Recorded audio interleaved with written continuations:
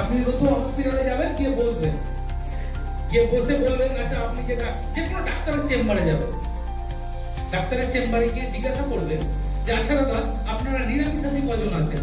হ্যাঁ পাবেন, হয়তো বললাম 1,10,000 পাবেন। আমি বলছি যে ঠাকুরকে টাকা দিয়ে ঠাকুরের বিধান মতো চলবো না ডাক্তারকে টাকাটা দিব? কোথায় কোথায় যেতে হচ্ছে আমাদেরকে শরীরের জন্য। তো ঠাকুর বলছেন পেঁয়াজ রসুন খাস নে, আর মানে এতদিন যা খেয়েছিস খেয়েছিস। আমি নিজেও খেয়েছি, জানতাম না, ঠাকুরের জগতে আসার পর থেকে জানতে পারলাম। তো বলছেন ঠাকুর বলছেন পেঁয়াজ রসুন খাস নে, আর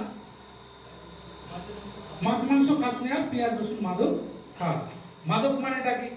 আমাদের অধিকাংশ আমরা দেখছি